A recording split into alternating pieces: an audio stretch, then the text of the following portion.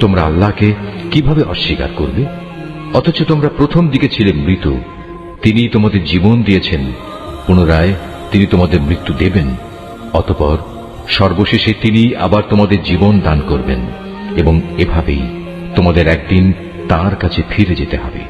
তিনি সেই মহান সত্তা, যিনি এ পৃথিবীর সব কিছু তোমাদের ব্যবহারের জন্য তৈরি করেছেন। অতঃপর তিনি আসমানের দিকে মনোনিবেশ করলেন এবং তাকে 7 আসমানে বিন্যস্ত করলেন। তিনি সবকিছু সম্পর্কেই সম্যক অবগত আছে। হে নবী, স্মরণ করো যখন তোমার মালিক তাঁর ফেরেশতাদের সম্বোধন করে বললেন, আমি পৃথিবীতে আমার খলিফা বানাতে চাই। তারা বলল, তুমি কি এমন কাউকে খলিফা বানাতে চাও যে তোমার জমিনে বিশৃঙ্খলা ও বিপর্যয় সৃষ্টি করবে এবং স্বার্থের জন্য তারা রক্তপাত করবে?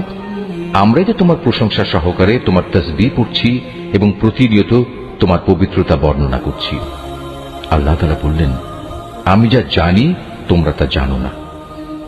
আল্লাহ তাআলা অতঃপর তাঁর খলিফা আদমকে প্রয়োজনীয় সব জিনিসের নাম শিখিয়ে দিলেন। পরে তিনি সেগুলো ফেরেশতাদের কাছে পেশ করে বললেন, তোমাদের আশঙ্কার ব্যাপারে তোমরা যদি সত্যবাদী হও, তাহলে তোমরা আমাকে এর নামগুলো বলো তো। ফেরেশতারা বলল, হে আল্লাহ তাআলা, তুমি পবিত্র, আমাদের তো এর বাইরে আর কিছুই জানা নেই যা তুমি আমাদের শিক্ষা দিয়েছ। তুমিই একমাত্র জ্ঞানী, একমাত্র কুশলী। আল্লাহ তাআলা এবার আদমকে বললেন, তুমি ফেরেশতাদের সে নামগুলো বলে দাও। অতএব আদম আল্লাহর নির্দেশে ফেরেশতাদের সামনে নামগুলো যখন সুন্দরভাবে বলে দিল, তখন আল্লাহ তাআলা বললেন, আমি কি তোমাদের বলিনি যে আমি আসমান সমূহ ও জমিনের যাবতীয় গোপন বস্তু জানি, এবং তোমরা যা কিছু প্রকাশ করো আর যা কিছু গোপন করো আমি তাও ভালোভাবে জানি। আল্লাহ তাআলা যখন ফেরেশতাদের বললেন, তোমরা সম্মানের প্রতীক হিসেবে আদমের জন্য সাজদা করো, অতঃপর তারা আল্লাহর আদেশে আদমের সামনে সাজদা অবনত হল, শুধু ইবলিস ছাড়া। সে সাজদা করতে অস্বীকার করল এবং অহংকার করল। অতঃপর সে নাফরমানদের দলে শামিল হয়ে গেল।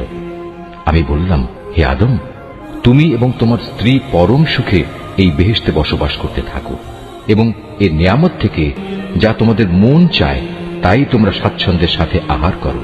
তবে এই গাছটির পাশেও যেও না, অন্যথায় তোমরা দুজনই সীমা লঙ্ঘনকারীদের মধ্যে শামিল হয়ে যাবে।